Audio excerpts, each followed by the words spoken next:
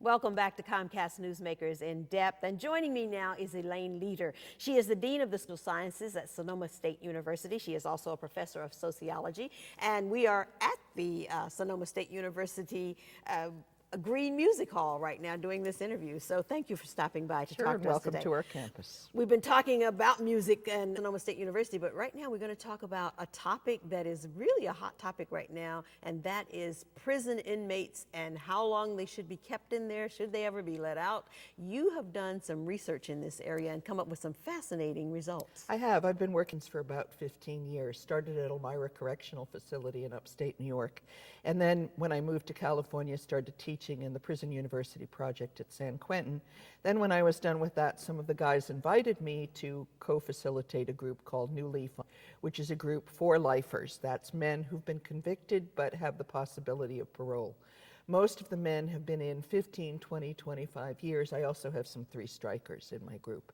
So what I've really been able to do is to get to know prisoners. Well, I wrote a book about working with them, My Life with Lifers. And for the most part, what I've learned is there is humanity inside, and that many of the men are no longer the gangbangers they were when they came in. Now, you went in with what attitude about these guys? Did you have some concept of what you'd find? I went in open-minded, but I had a lot of the stereotypes that we have from the media about them being gangbangers, about all of them being animals. I watched Lock Up. I knew what I was supposed to expect. And then I got there and I found that that was the worst of the worst. And in fact, that's not what I experienced. I experienced men who really had a sense of remorse, that were, and I'm not a naive do-gooder. I really am a cynical person. Expect to find what I found. But instead, I did find people who had transformed themselves. Remember, they've been there for a long time, and the only way that they will ever get out is if they made some changes, and they have to prove that to the parole board, and it's not just... It's not just cosmetic. Cosmetic, absolutely. Now, we hear a lot about the fact that prison actually turns criminals into worse criminals, is more dehumanizing, turns them into worse people. That's not what you found. Well, I would say that people change themselves in spite of the system, not because of it. I'm lucky enough to be working at San Quentin, where there are 3,000 volunteers and there are many, many, many programs. If you went into the Central Valley, you wouldn't find this kind of programming. People want to come where there is a chance. Education is the answer, and there are some educational programs, but not to the extent that we see them in the Bay Area.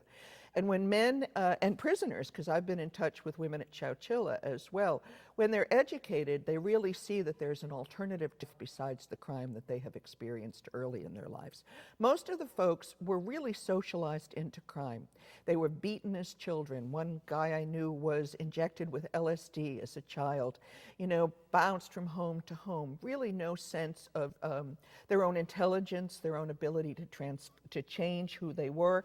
This was who they were supposed to become, and they became it. And when you introduce them to education, they seize it like they seize drugs or alcohol. Mm-hmm.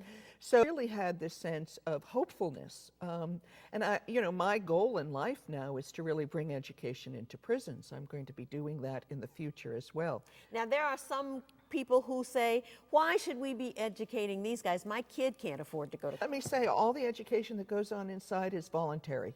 We go in as voluntary professors. Patton actually gave voluntary status as students. Ithaca College did that when I was at Elmira. And so nobody's paying for it at this point. The Pell used to make it available, but they stopped those with just that mentality years ago. I'm advocating, of course, that the Pell Grants come back, because if you invest in the education of a prisoner, they won't return.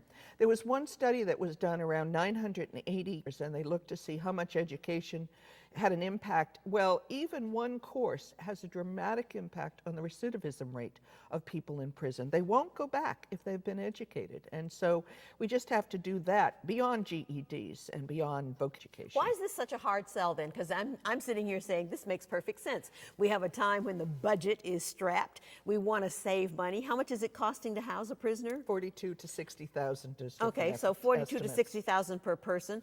Why aren't we doing this, and why isn't the public actually clamoring that we do more of this? One would hope so, but I think we really are in a retaliation mode. We are not into redemption and rehabilitation. We are into retribution, and and throwing people away and locking them up and never letting them in. And so I think as long as we have this social attitude, and I'm certainly working on changing it, but many people do work on it. There are plenty of us out there trying to change attitudes on this.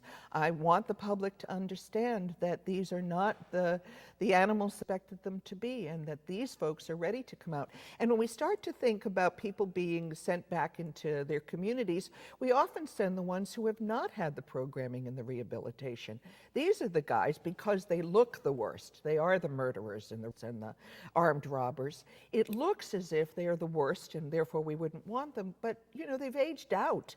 They're in their 40s, their 50s. They are no longer in that youthful mode of violence as in life.